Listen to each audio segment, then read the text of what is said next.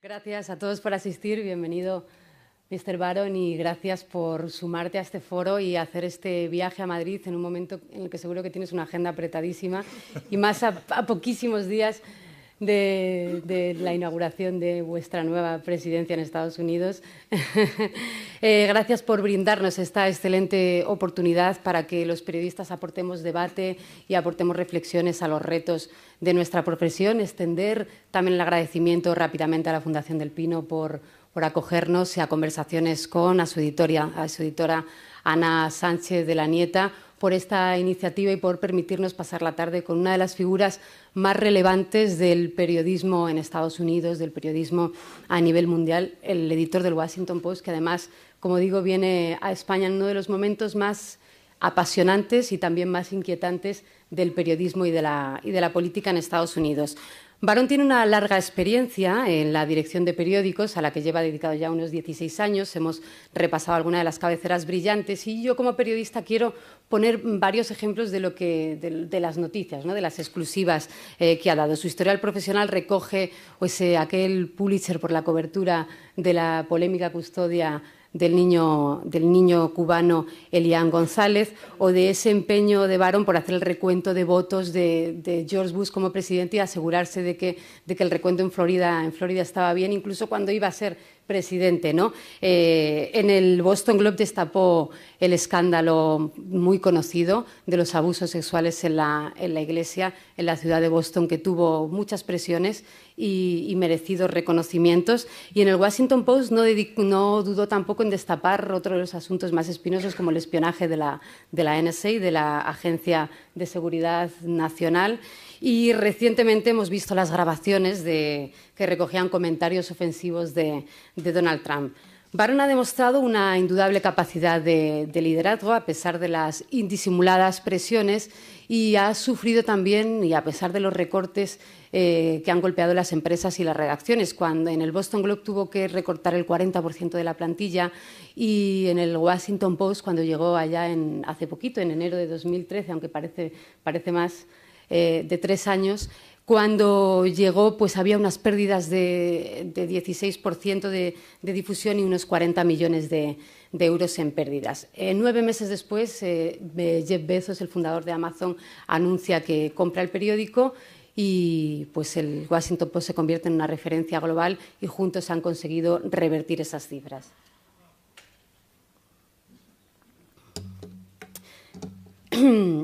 Hay en este oficio una cualidad que tiene, que es lo que llamamos el talento, el instinto, ¿no?, para los grandes temas, que tiene una mezcla, una fórmula pues que no es científica, ¿no?, que tiene que ver con el talento personal de uno y con la dedicación.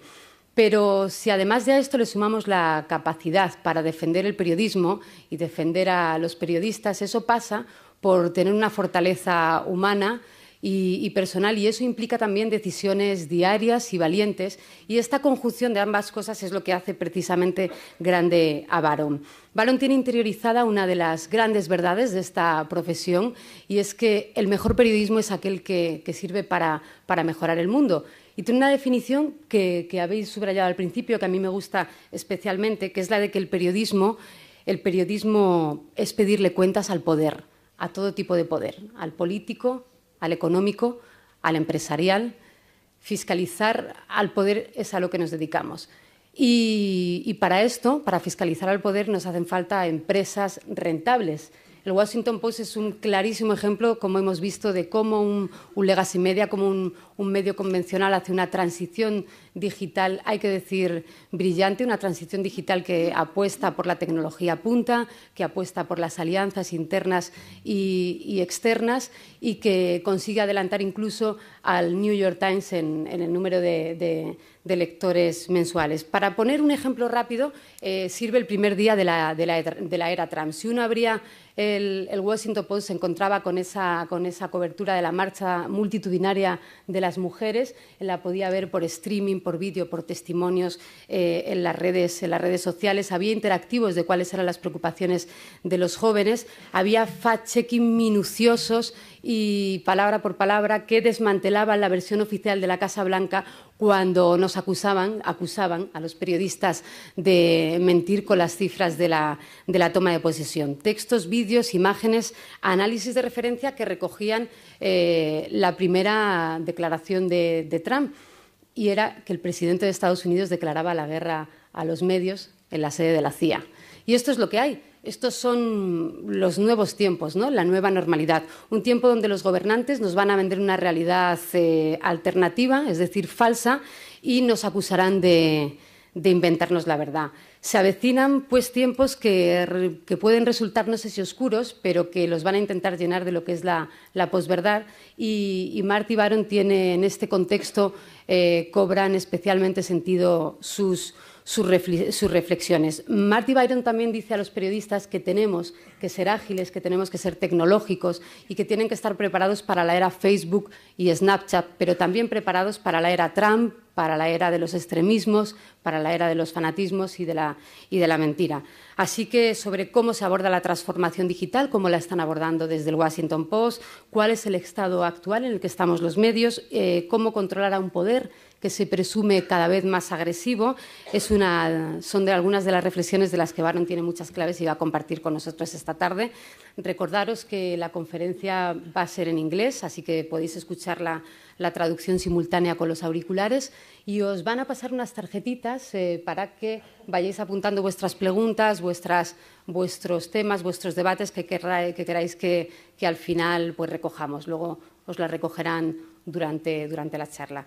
Nada más, muchas gracias, Martí. Recordarte que este es un país no analógico, pero que el presidente no te contestará por Twitter al final de la charla, así que puedes estar tranquilo y puedes decir lo que quieras. Vamos a ver. Bueno, adelante, gracias. Donde quieras. Aquí. ¿Allí?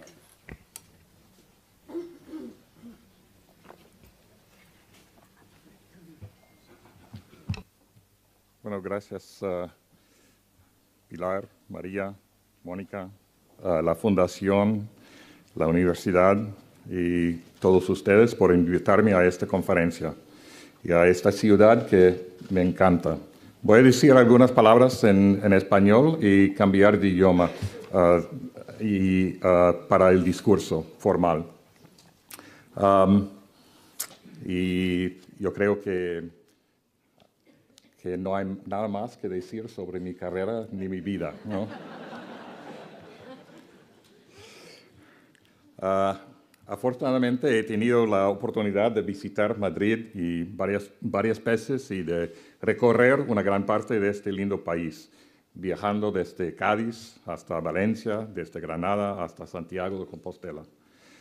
Una vez me quedé en Sevilla para estudiar con intensidad el castellano. Y los madrileños me dijeron que debido al acento sevillano fue como si estuviera estudiando inglés en Irlanda. En esta ocasión, la Universidad de Navarra me ha dado la oportunidad de abordar el tema del futuro del periodismo, una profesión al cual me he dedicado 40 años, las últimas 17 como director de periódicos en las ciudades de Miami, Boston y Washington. Me siento muy agradecido a la universidad por la invitación y por haberme permitido huir por un rato el ambiente venenoso en mi propio país. Parece que ese ambiente no se va a desvanecer en cualquier momento pronto. Las elecciones estadounidenses fueron un terremoto y los periodistas en el Washington Post y en otros medios se preparan para cubrir un cambio sísmico en la política de nuestro país y un presidente que hizo de la animosidad hacia la prensa un punto central de su campaña.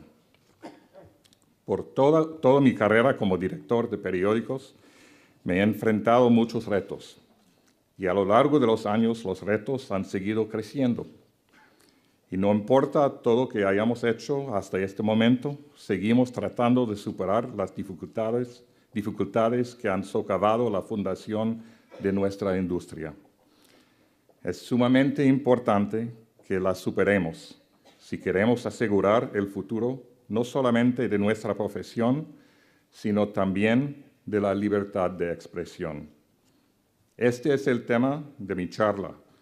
Hubiera preferido escribir este discurso en castellano, sin embargo, para mí hubiera sido demasiado difícil traducirlo. Pues les agradezco permiso de cambiar de idioma.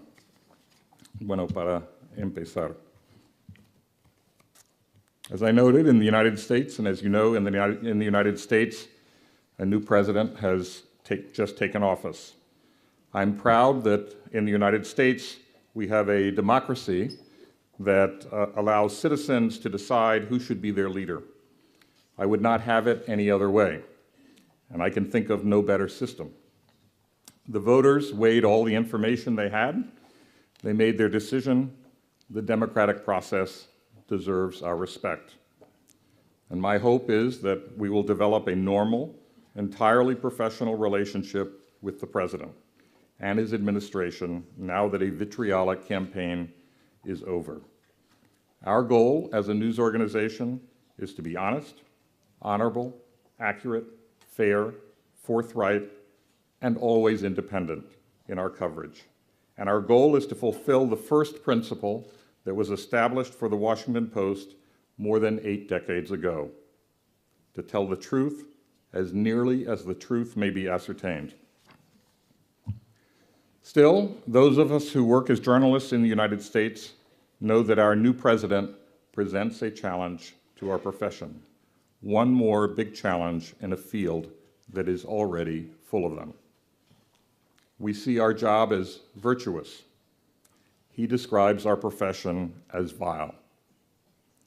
The divide between us seems breathtakingly wide. The press in the United States was granted its constitutional rights with a bold idea. Government should be held accountable to the people it serves, and the press serves an essential role in achieving that purpose. Thomas Jefferson, a principal author of the U.S. Declaration of Independence and the third president of the United States, famously said in the year 1787, "Were it left to me to decide whether we should have a government without newspapers or newspapers without a government, I should not hesitate a moment to prefer the latter." It is a safe bet that our new president would not say something like that. During his campaign, he went beyond criticizing us. He sought to delegitimize us, even to dehumanize us.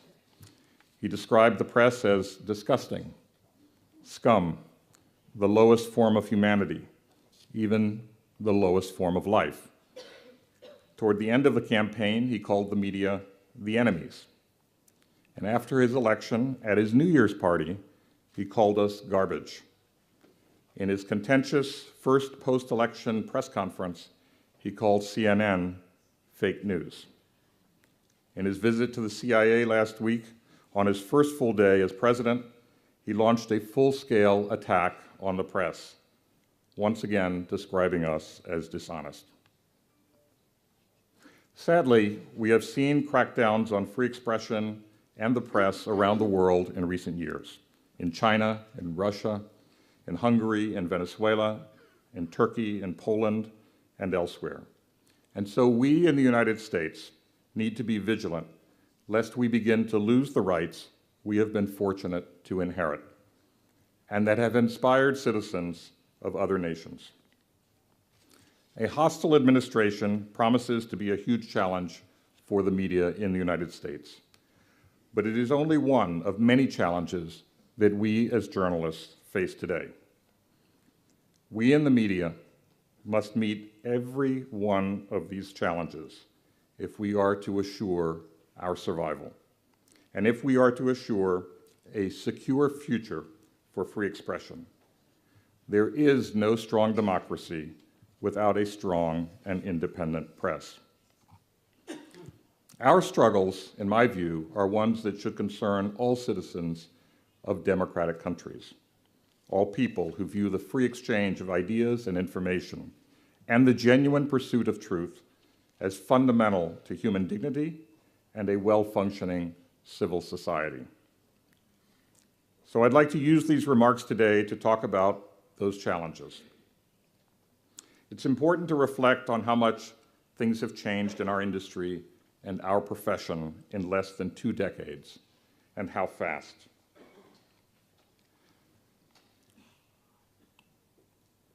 High-speed broadband connections were in their infancy in the years 2000 and 2001. Broadband penetration was limited. Without it, there was no online video, no audio, no wireless communications, no mobile communications, very little sharing of photos. So much that we take for granted today did not exist less than 2 decades ago. Google had not yet issued shares to the public. It did not go public until 2004. Social media did not exist in any meaningful way. Facebook was not founded until 2004. Twitter, not until 2006. YouTube wasn't founded until 2005. There was no expectation at the beginning of this century that we could get any information we wanted at any time and anywhere on a device that fits into a pocket. The iPhone was not introduced until only a decade ago. In the last 12 to 15 years, we have witnessed virtually every major technological advance that has disrupted, if not devastated, traditional media.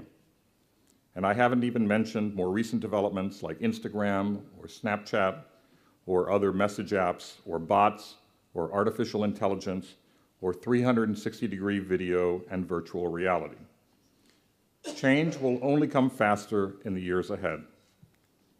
After all that has transpired, maybe our profession should celebrate its survival. But in many instances, we have survived only just barely.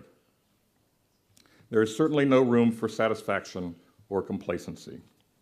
And all of this leads to one conclusion. This is a digital society, and we must adapt. And not just adapt, really, but embrace the change. It is not just a digital society, by the way. It is a mobile society. 80% of adults on Earth are expected to have a smartphone by the year 2020, 3 years from today.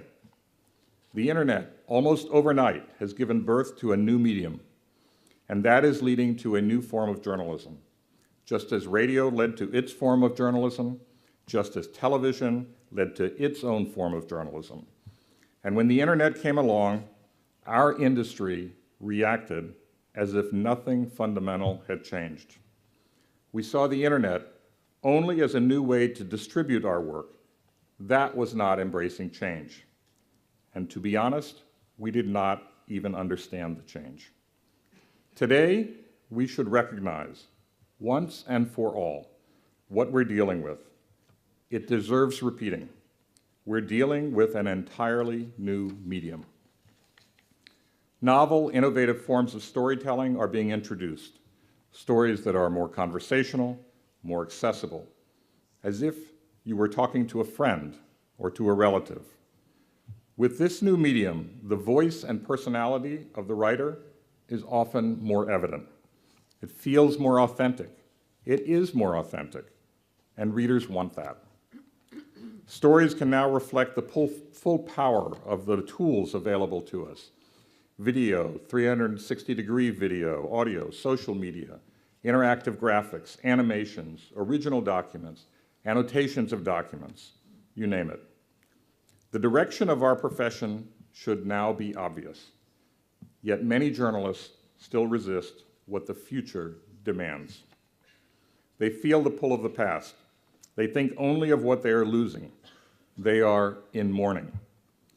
And the truth is, it is futile and worse, counterproductive to resist the inevitable changes in our profession. So what lies ahead? First, mobile technology will dominate. That is only natural with the proliferation of smartphones. People use every spare moment to look at their phones. Some of you are probably doing that right now. Maybe most of you. Many venture capital companies today will not fund a digital product unless it is mobile at its core. Media outlets must concentrate above all on the mobile experience. Second, social media will shape how people get their news and what news they get. People do not feel a duty to seek out news and information, nor do they see it as necessary. They expect news to find them through social networks. These networks are where people are talking to each other, so we in media must have an intimate understanding of them. They will be essential to getting our stories disseminated to millions of people. They also are vital to an activity that we in media need to get better at: listening. If we wish to know what most concerns people, we must listen better and listen more often. And if you want to listen, go to where people are talking. Third, it is impossible to say today what the dominant news brands will be in the future. With the right idea and smart execution, new companies can establish themselves quickly in our field, and they have done exactly that. BuzzFeed was founded only in 2006, Huffington Post in 2005. They are now major players in the media universe. And venture capital is funding other competitors too, waging that newcomers can depose the media establishment. And some of the old brands are posing competitive challenges of their own. I proudly put the Washington Post of today in that category. More than a year ago, we surpassed the New York Times in US monthly unique visitors to all digital platforms.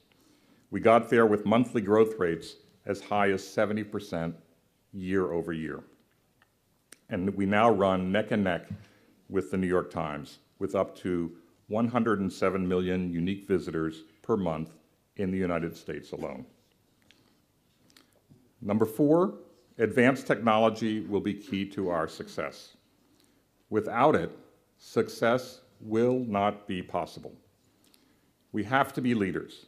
If we are technological laggards, we will be losers. Media outlets will need to have top-notch technology experts on staff. We will have to create engaging new products for readers and advertisers and do it quickly. We will have to respond almost instantly to developments like virtual reality, 360-degree video, and new products like Amazon Echo, which is a hands-free speaker you control with your voice to play music or get information about news, sports scores, weather, and more. Routinely, we will have to partner with technology firms, Facebook, Apple, Twitter, Google, Snapchat, and others, including many yet to be born. We will also have to form technology partnerships within our own companies.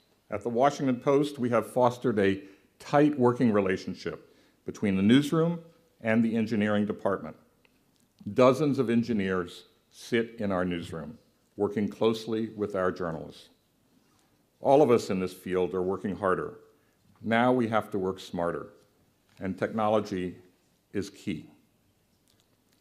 What I have described is the path we have taken at the Washington Post since we were acquired by Jeff Bezos, the founder of Amazon, in October of 2013. Jeff Bezos immediately reoriented the strategy for the Post. We would no longer be a news organization focused on mostly our region. Jeff felt we should be national and international, and we needed to get big fast. The internet has deprived our industry of many things. Among them, of course, the security of an industry that was expensive to enter because it required paper, ink, printing presses, and trucks. But the internet, Jeff pointed out, also has given us some gifts. And most important, we can achieve wide distribution of our work at virtually no cost. So if the internet had ways of hurting us, why wouldn't we take advantage of the ways the internet could help us? We at the Post have taken many steps toward transforming our newsroom. We created an overnight staff that scans the web for interesting stories, using the reporting of others and adding its own, and then writing in a distinct, more informal style that works especially well on the web. This staff works from 10 o'clock at night until 6 o'clock in the morning. So we have many news stories for readers when they wake up. This team, by the way, was responsible for our second most popular story last year. It involved a woman in Australia who showed up at her own funeral to surprise her husband, who had paid to have her killed. You'll have to look it up. It's a complicated but amazing tale.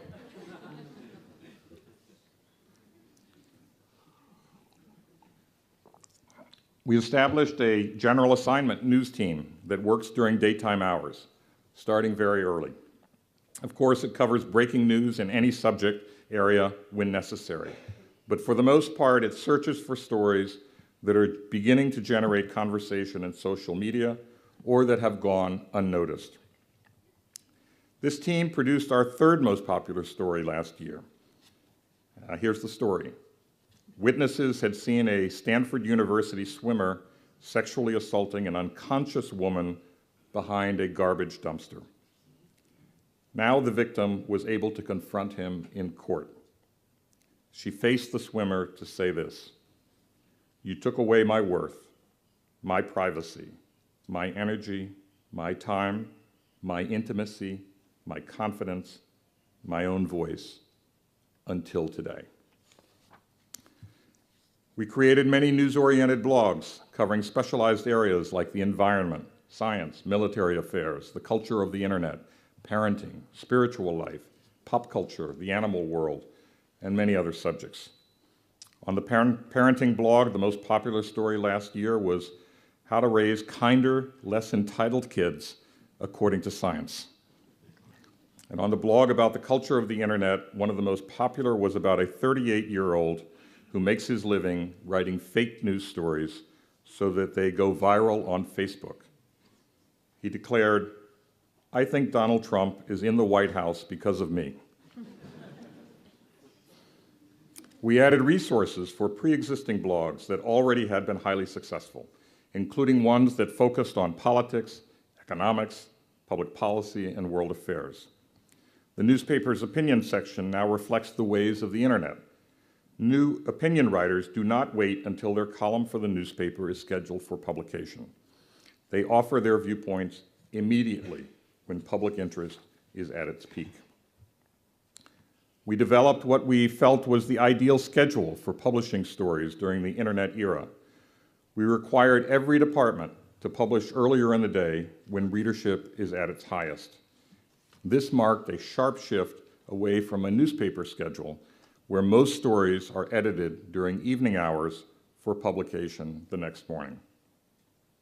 We have added to our staff that specializes in how to disseminate our work through social media and how to use social media in our own reporting.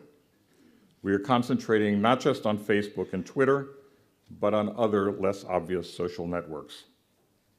We have significantly improved our email newsletters, how they are curated, how they are designed, when they are sent.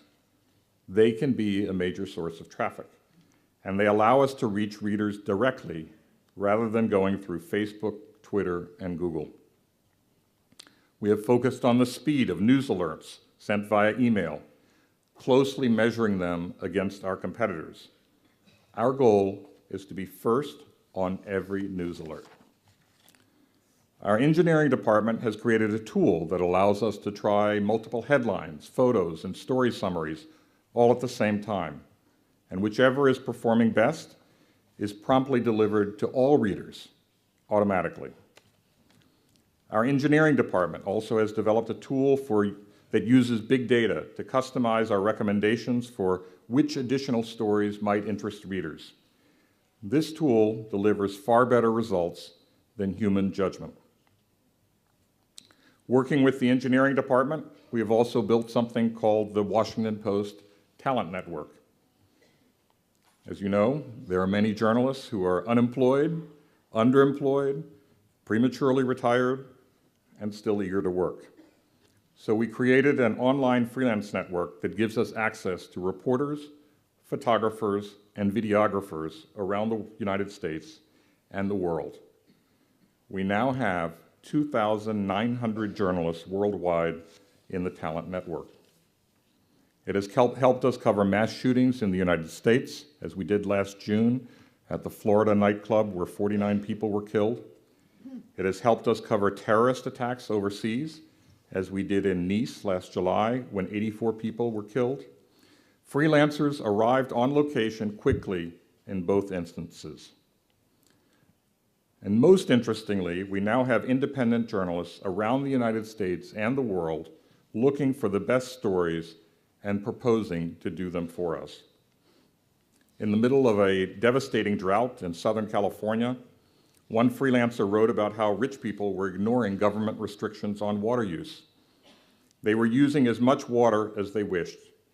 And one wealthy property owner was quoted as saying, "People should not be forced to live on property with brown lawns, golf on brown courses, or apologize for wanting their gardens to be beautiful.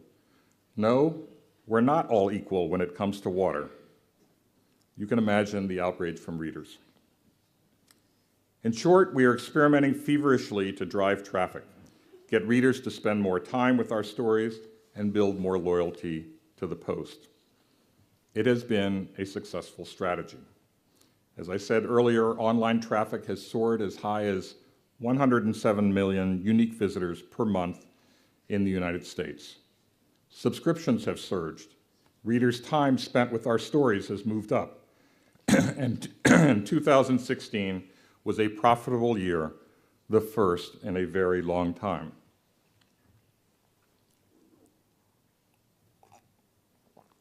That performance has set the stage for additional investments in our newsroom in 2017. At a time of cutbacks at so many media organizations, we will be adding this year about 6 journalists. Our video team will expand dramatically. We will create a rapid response investigative team. We will add to our capacity for instantly covering breaking news at any time of the day or night, 7 days a week. I'm often asked whether I can feel optimistic about our profession. I say yes, and here's why. New forms of storytelling are proving effective at connecting with readers. The use of video, social media, interactive graphics, original documents, all of that can make storytelling more vivid and even more credible because it means we can show, not just tell. The pressures on our industry are forcing us to pay close attention to our customers, and that is a good thing. The work we do must resonate with a public that is routinely impatient, easily distracted, and quickly bored. And that doesn't have to mean only short stories. It does not have to mean clickbait.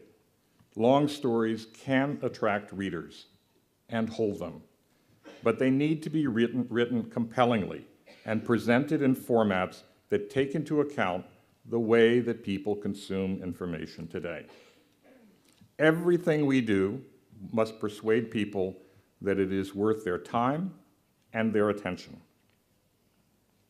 I am also encouraged by what I see in the new generation of journalists entering the field. They come with the skills required, they can think well, write well, they're bright, they're energetic, they're enthusiastic, they love what journalism can do, they understand its vital role in society, and they appreciate that there are new, highly effective ways to tell stories that utilize all the new powerful tools available to us. These young journalists are true digital natives. It shows, and they are determined to make journalism work for people of their generation. For that, I could not be more grateful. I am also encouraged by the experimentation I see in our industry. Now, no one, as far as I know, can claim to have found a miracle cure for all that afflicts us. But all the experimentation is likely to deliver some strong clues about the path forward. For all that we must do to remake ourselves, it's important to remember what remains the same. Without good ideas for stories, without reporting those stories well, writing them well, executing at the highest level in every way, we will not succeed.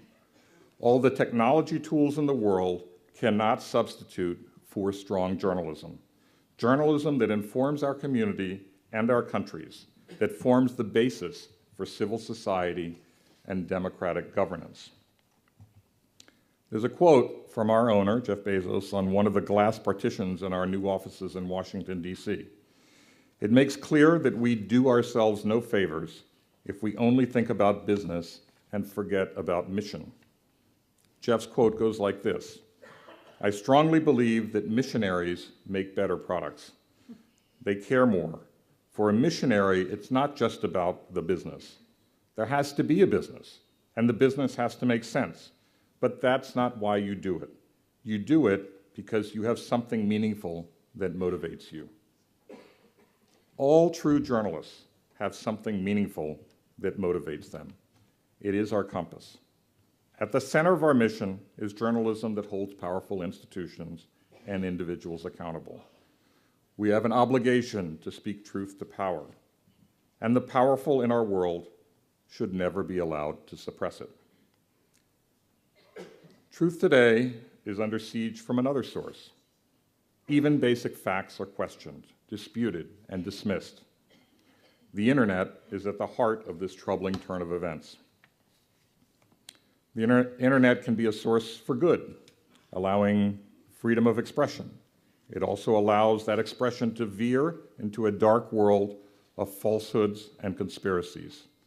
And it allows those falsehoods and conspiracy theories to be disseminated instantly to millions of individuals where many are inclined to believe them. We live in an era when information consumers have almost unlimited choice, and choice is good. But in choosing, many people have been attracted to ideologically motivated media outlets that only reinforce their pre-existing point of view and never challenge it. Most concerning is this: many of these outlets deliver to their readers, listeners, and viewers purported facts that are, in actuality, falsehoods. Ideologically driven internet outlets have suggested that someone other than Osama bin Laden and Al-Qaeda were responsible for the attacks of 9/11, perhaps the US government, or Jews or Israelis. They still maintain that the president was not born in the United States, or ex-president, even though all evidence shows he was, and no evidence shows he was not. 1/5 of Americans believe he was born outside the country, even though he was born in Hawaii. And 29% believe he's Muslim, even though he is a Christian. One radio host, also the operator of a popular internet site, who also, by the way, has been praised by Donald Trump, has spread the idea that some mass shootings in the United States were hoaxes and perhaps staged by the government. He claimed that the 2012 killing of 20 children and 7 adults at an elementary school in Connecticut was a fabricated event, with the purpose being to boost public support for gun control. He called images from the scene of that mass killing synthetic, manufactured, completely fake, with actors. Now, the parents of a 6-year-old boy murdered at that school ultimately spoke out about the harassment they had received from people who believed these conspiracy theories and accused them of participating in a hoax orchestrated by the Obama administration. Here is what they wrote. "The heartache of burying a child is a sorrow we would not wish upon anyone. Yet to our horror, we have found that there are some in this society who lack empathy for the suffering of others. Among them are the conspiracy theorists that deny our tragedy was real. They seek us out and accuse us of being government agents who are faking our grief and lying about our loss." During the presidential campaign, the daughter of the school's principal, who was murdered, pleaded with Trump to denounce this radio host and internet operator. "We cannot normalize fact-denying behavior," she wrote. According to another conspiracy theory that circulated widely, Hillary Clinton and the man who led her presidential campaign were operating a child sex slave ring from a Washington, D.C. pizza restaurant. This theory held that the sex trafficking was revealed in code words that were contained in emails that had been hacked from officials of the Democratic Party. It's hard to comprehend what happened next. In early December last year, a man drove up from North Carolina to Washington, D.C. Armed with an assault-style rifle, he walked into the restaurant to, in his words, self-investigate the alleged sex ring. He fired his weapon multiple times. Fortunately, he did not shoot anyone. He told police that he brought the weapon in order to carry out a rescue. Shockingly, even after this crazy incident, nearly half of Trump voters still believe that those leaked emails of the Democratic Party contain code words for pedophilia, human trafficking, and satanic ritual abuse. Our new president himself said during his campaign that thousands of Muslims in New Jersey publicly celebrated the fall of the World Trade Center towers on September 11, 2001. No such thing happened. He also said falsely after the election that millions of people voted illegally. As you may know, Donald Trump did not win the votes of most people who cast ballots in the election. Hillary Clinton did, by almost 3 million votes. Trump won in what is known as the Electoral College, which is how we select a president. The winner of each state gets all the Electoral College votes for that state. And Trump won by a total of about 80,000 votes in 3 states, Pennsylvania, Michigan, and Wisconsin, giving him a clear majority in electoral votes. Trump argued on Twitter that he would have won the popular vote without millions of people voting illegally. And he's repeated that recently. In fact, no one has produced any evidence of significant voter fraud in the presidential election. Even so, 6 out of 10 people who voted for Trump believe that millions of illegal votes were cast. And even a quarter of Clinton voters agree. The journalist Masha Gessen made a smart assessment of all of this last month.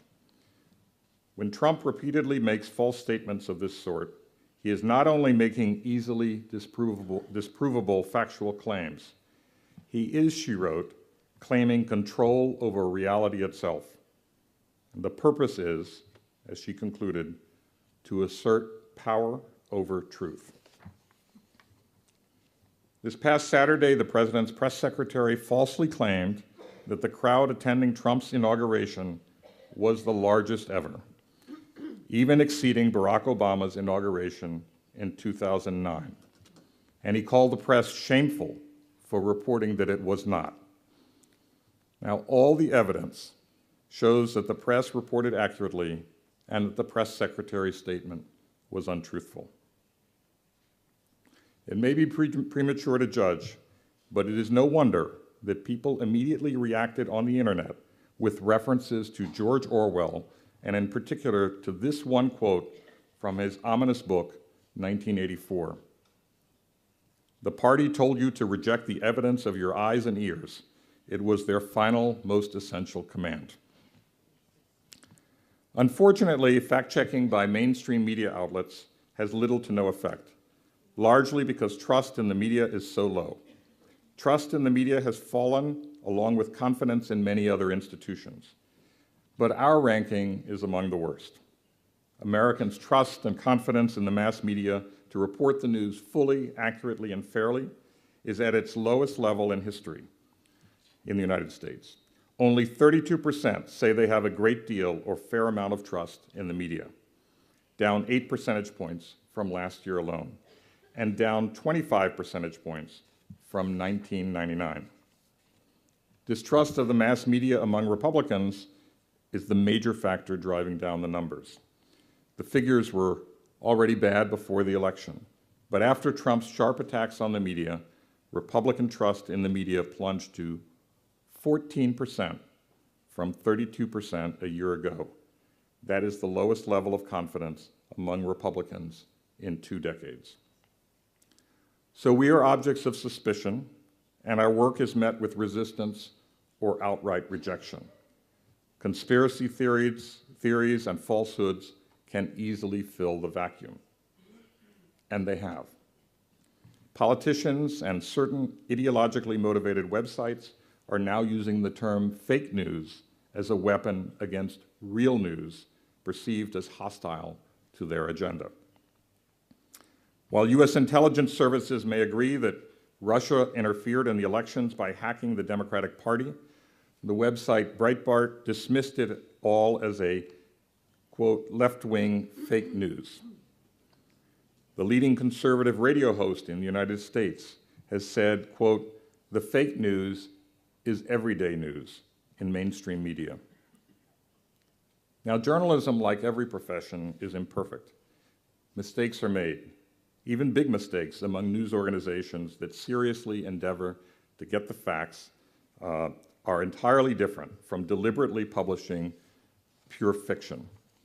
With so many conspiracy theories and so much false information on the internet and elsewhere, and with so much conflicting information, many people are left with no idea of what to believe.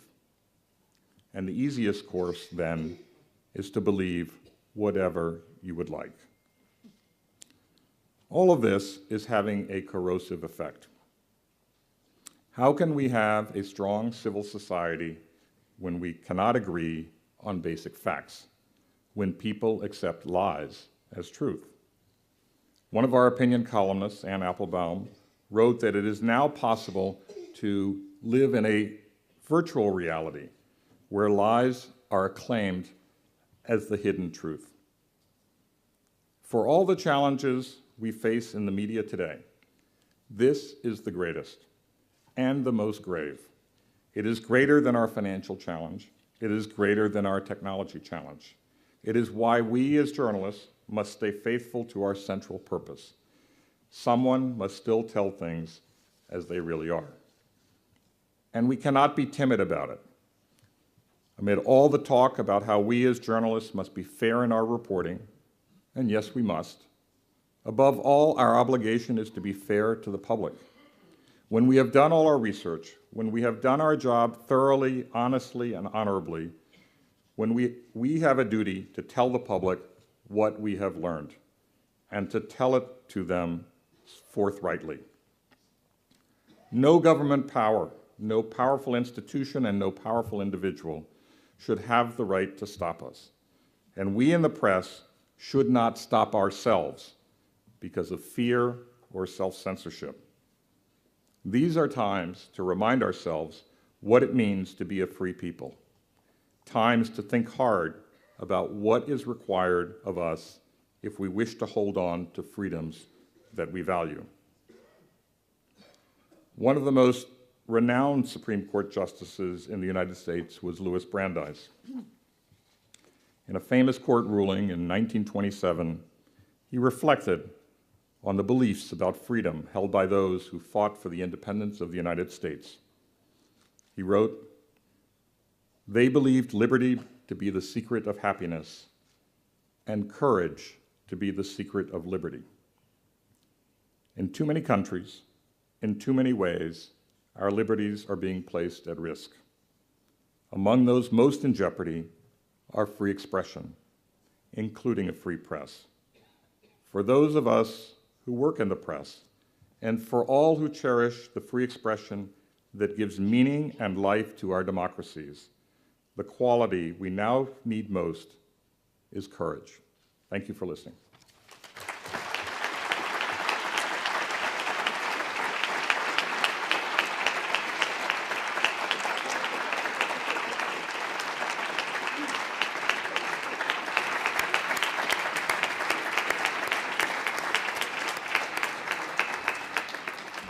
Muchas gracias, Martí, inspiradora, alentadora y también nos pone alerta de muchas cosas y sobre todo en estas circunstancias. He recibido algunas preguntas, si queréis, mientras las voy planteando, podéis seguir haciéndolas, que creo que os han llegado un poco tarde las tarjetas. Así que, de momento voy a empezar Vamos a empezar a preguntarte, Martí. Yo creo que hasta las 8:30 tenemos, pero María, como estás en la mesa y estamos en tu casa, nos echas cuando quieras. Mira, el compañero Martí de José Manuel González, de Servimedia, pregunta que, dados los resultados electorales, dada la victoria de Trump, si la elección del presidente es una muestra de la separación que hay entre lo que publican los medios de comunicación y lo que opina la sociedad. Right. I'll respond in English. Sure. Is that okay? Since we have. You need me to make you some question in English? It's fine. Whatever you want. I can do it. It's fine. Well, I think obviously there is a divide. I think that as I said, the public doesn't trust the media. They discount a lot of what we say. That said, I don't think that our efforts were ignored. The reality is that Donald Trump, when he entered office, when he took the oath of office, he had the lowest approval rating for any new president in a very long time. A lot of people know a lot of things about his history that they would not have known without the press. And it's up to the public to make the decision. They weigh all the information they have, and they make a decision, and I respect that process. And the fact is that we did investigations on all the candidates, the Republican candidates during their primaries, the Democratic candidates during their primary, and then obviously during the general election, Hillary Clinton and Donald Trump. And so I think that I don't think that the efforts were ignored. I think that now people know a lot about this president that they would not have otherwise known. And all of that presumably will be a factor over the course of his presidency.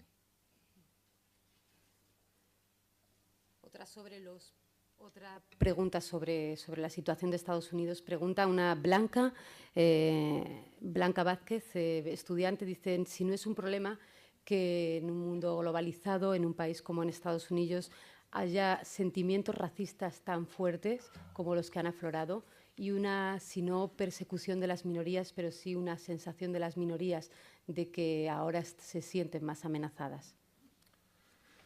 Well, I think that is a matter of concern. I mean, I think that all of us were surprised about the expressions of racism and prejudice that appeared during the course of the campaign. I don't think that any of us were naive to think that in our country that we didn't have some level of prejudice.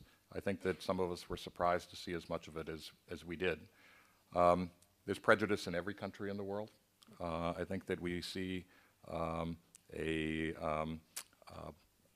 we see that in Europe. We see that in other areas of the world as well.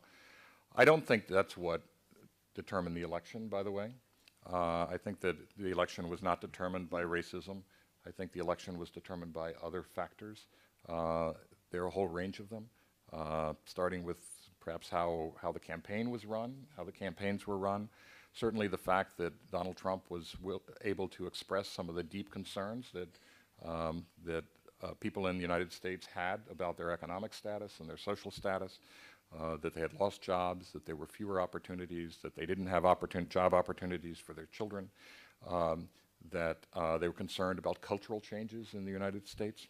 All of those, I think, were significant factors. Certainly, Russian hacking had some effect, whether it was a deciding effect or not. I guess other people can debate that. But there were a whole range of factors that I think affected the election, and I don't think that the expressions of racism were the determining factor.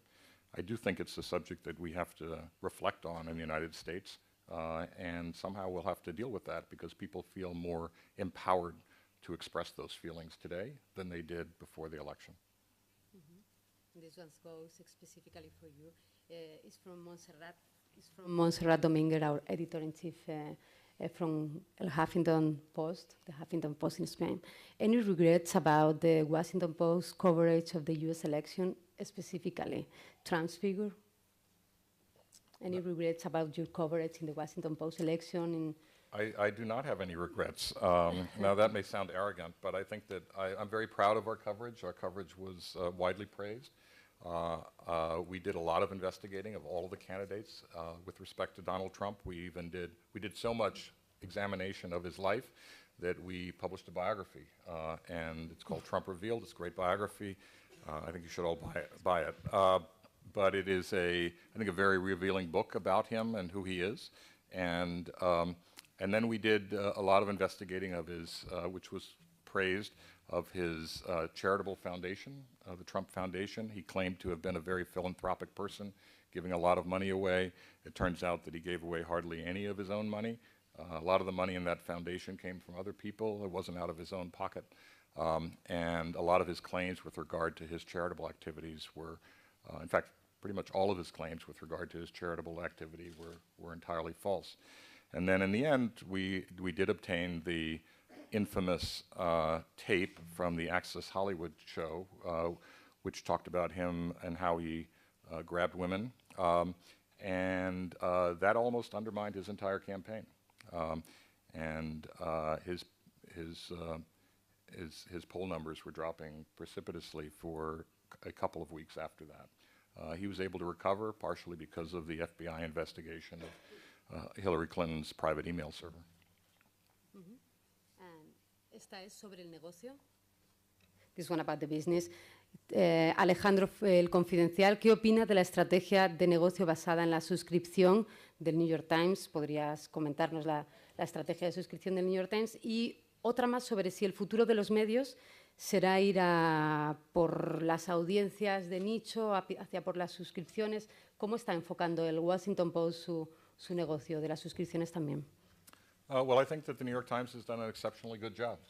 It's evident in the numbers that they have. They have a lot of subscribers. Now, some people are people who used to subscribe to a print newspaper, but they now subscribe digitally. But there's no question that the New York Times has been among the most successful, along with the Wall Street Journal, in getting digital subscribers. We would like to have their numbers. I can't reveal our numbers, but we're actually quite happy with where they are and how they're growing right now. Certainly during the course of the election, more and more people were subscribing to us, I think because of our election coverage. And more people are subscribing since the election because I think people now recognize finally I should say, the essential role of the press in a democracy. And they want to make sure that, they would like to make sure that we have the resources to do our job, and they want to show their support. Subscriptions are very important to us as part of our business model. They are can be a more stable source of revenue than advertising, which goes up and down sharply. Obviously, if we were to have a recession, they would be dramatically affected. So we want to build up as many sources of revenue as we possibly can. Some of that is niche markets too.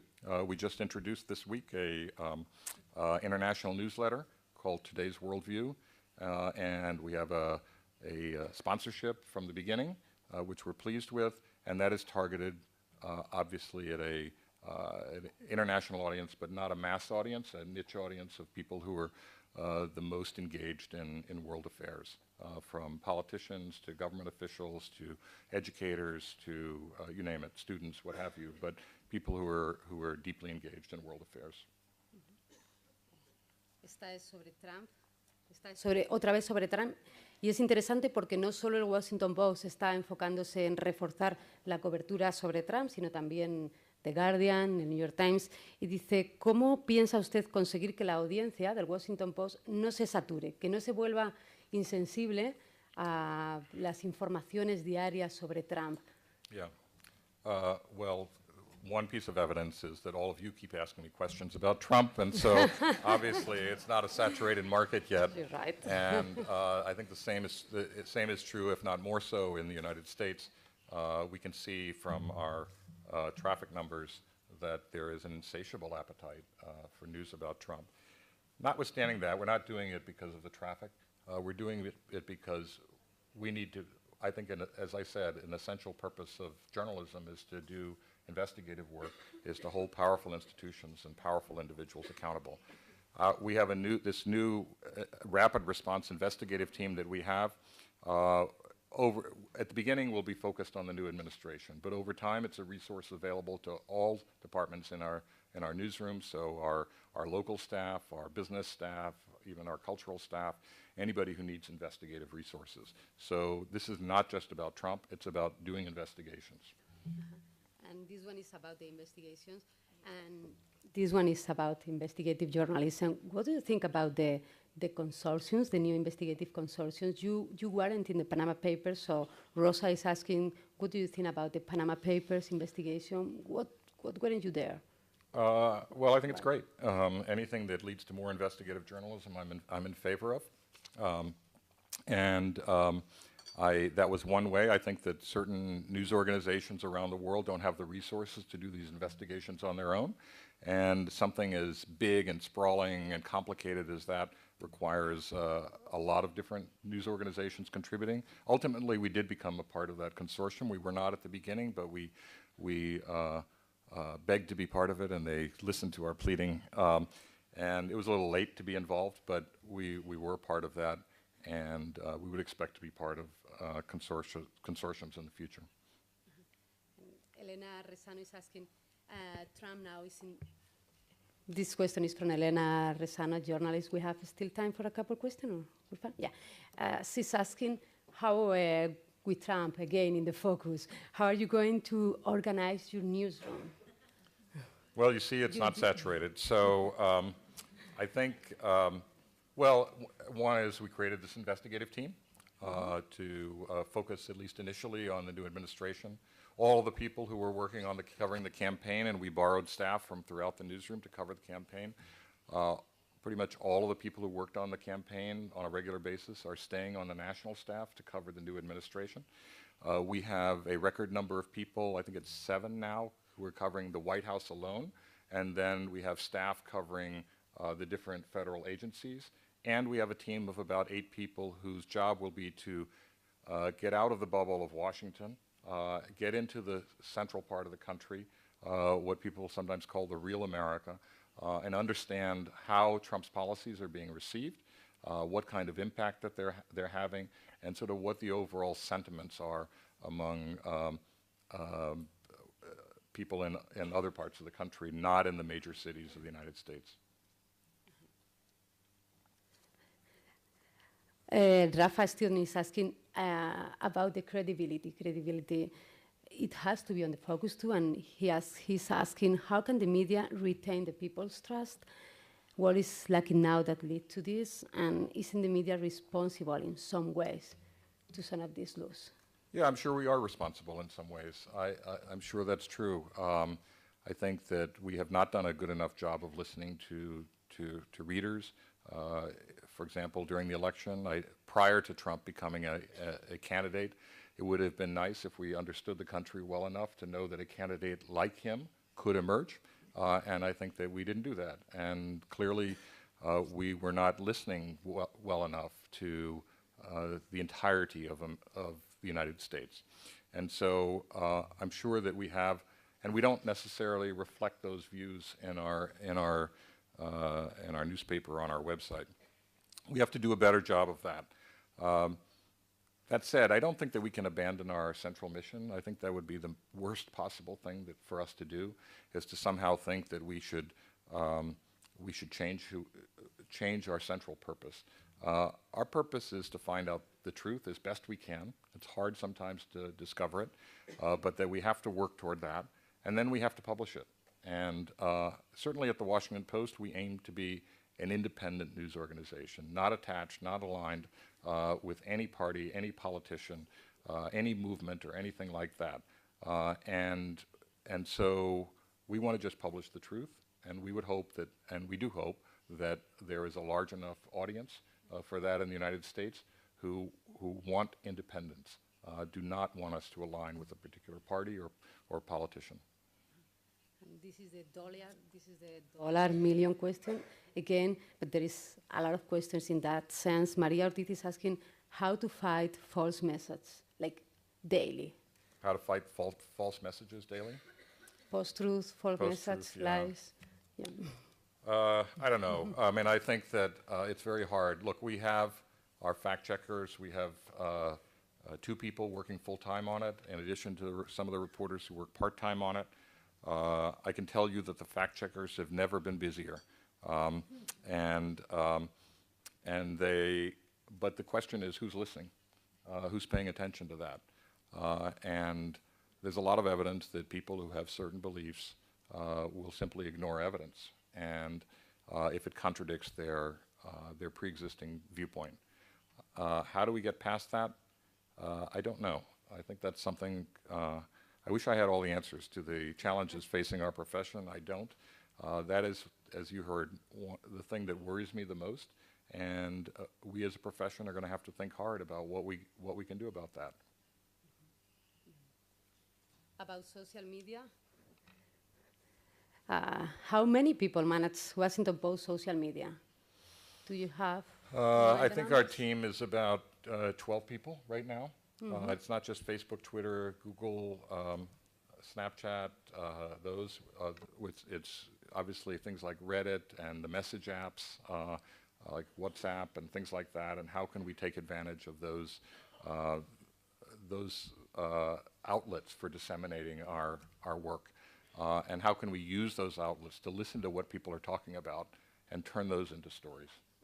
And it is as I said in the speech, it's a listening mechanism also. It's not just a way of disseminating our work to more people. It's a way for us to hear the world's conversation.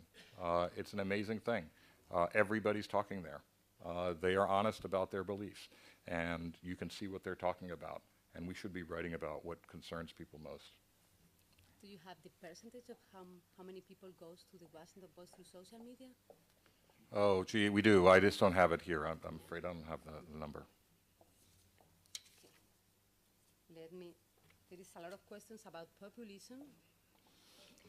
And it's like, this one is from Anna, and she's asking if populism is something that you see in the United States and also in Europe, a tendency that we should be aware.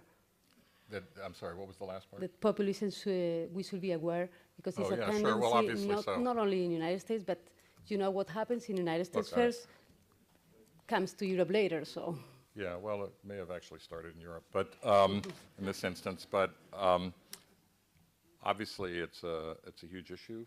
It's something that we're paying a lot of attention to, and I think everyone should pay a lot of attention to. Sort of, what are the origins of it? What are the reasons for it? What is the impact that it has? What does it really stand for? What would the policies be? I think there's a lot of evidence to indicate that the new administration in the United States believes that there is a worldwide populist movement, and that what happened in the United States, what happened in the UK, is going to happen throughout Europe and perhaps elsewhere in the world. Do you have in mind, this question is from Millán Berzosa from Google News Lab, do you have in mind to make a Washington Post in Spanish like the New York Times en español? Not at the moment. We don't.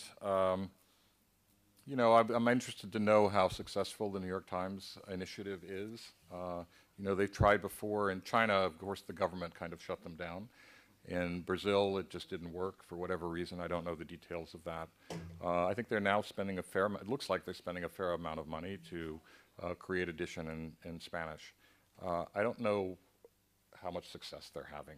I think our goal is to be more selective in how we approach this, to think harder about it. And this new newsletter is one step. It's a small step. It's our first product targeted at an international audience. It is not, I suspect, our last product targeted at an international audience. And we have to, but obviously the Spanish language market is a large one, not just in the United States, but obviously here in Spain and then in Latin America. And if there's an opportunity there for us, and it makes sense from an investment standpoint and from an earnings standpoint, then we will try to do it. But we haven't come to any decision just yet. Maybe you don't need it because you have really good readers of the Washington Post here. Clara Jimenez from La Sexta, she's a fact-checker specialist. She's asking you can tell us more about a new section that you have. Is the name of the section? Can he do that? What is the focus? It's not a section, it's a podcast. We're launching a podcast. Podcasting, I didn't even mention that in the speech. There's so many new areas. But podcasting, initially when podcasting came into existence, it was a total failure. A lot of us invested money into it. It didn't go anywhere. We all abandoned it. Now podcasting has come back. People are listening to podcasts on their smartphone as they're on the subway, or they're walking down the street, or while they're exercising at the gym, or whatever it might be. And so it is a promising way to, for us to provide news and information. And so we're expanding that effort, as are many other news organizations. And Can He Really Do That is the name of a podcast that is about Donald Trump. And it is that he's going to be doing, and already he's going to be doing a lot of things, and he already has done a lot of things that people are going to ask the question, can he really do that? And the purpose of the podcast is to answer those questions. And I have another question via Twitter. It's from Fernando Berlin, and he asks you, who is going to do the accountability of the media, of our responsibility? Other media. We're being held accountable all the time. People write about us at the Washington Post all the time. They write about the New York Times. They write about the networks. They write about everybody. And we get criticized a lot, sometimes justifiably, sometimes not. As an institution, it obviously makes sense to hold us accountable as well. And we would rely on other media to do just that. And other media outlets seem very happy to engage in that activity. And I don't know if we have time for a couple more questions or one more question. One more question about the balance. If you come back here to Madrid in 5 years, how will you know if you succeed? If we succeed? Yeah, you, completely. I mean, what is your mandate, and what are your metrics, your challenges? I think in 5 years we 4 have... years in this government. 4 years. Yeah, after Trump's legacy. Oh, well, look, I mean, I think that we say, I mean, we have 2 goals at the Washington Post. One is digital progress, and the other one is ambitious journalism. Journalism of ambition, do important stories, stories that make a difference. We want to do both, and we think we can do both, and we think we have done both. And that they're not 2 different things, that they're actually connected. And that's what we want to do. But I think that within 4 years or 5 years or whatever it might be, one would hope that we would have found a sustainable model for the kind of journalism that we like to do, and that is important to maintain. And that is, what have found good, reliable sources of revenue, that we would have become a truly digital news organization in every sense of the word, that there would be very few traces of a previous era. Even today, you constantly see print roots in our newsrooms. People tend to slide back to old ways of doing things, or they put undue emphasis on print over digital. Digital is the future. It's where our new audience is going to come from. A new generation is going to read us. If we don't get a new generation of readers, we won't have a future. That's obvious. So we have to be focused on that. But we have to find ways to earn enough money to sustain the journalism that we think is important to do. And how would I measure success? Have we done that? It's great that we had a profitable year for the first time in many years this past year, but 1 year of profit does not make a sustainable business model. We need to be able to show that we can do that year after year after year, and that it in fact is a model that works for us. Now, every news organization is going to have probably a different kind of model for themselves. I don't think our model is necessarily the same model as for news organizations here, or even for smaller news organizations in the United States. But we at the Washington Post will have to find a sustainable model. It probably means we need to be bigger still. I would hope that it means that we can be more international, and that we still are able to cover the community where we live, which I think is also important. So that's I think how we would be measured. And so you will. Yo le quería hacer una pregunta relativa a una noticia que acaba de salir en su periódico, con lo cual entiendo que es verdad. Breaking Me gustaría Me gustaría conocer su opinión y si es posible que esto vaya a ser verdad y vaya a ser verdad a lo largo de toda la frontera. El titular, sí. El titular es... Si puedes, Trump María. signs executive order to begin planning for Mexican border wall, right? That's the one you're looking at. Well, look, that was a campaign promise of his. That was part of his platform. That's one of the first things that he talked about when he became a candidate. So it should be no surprise that he's decided to follow up on that. Now, he can't build a wall with just an executive order.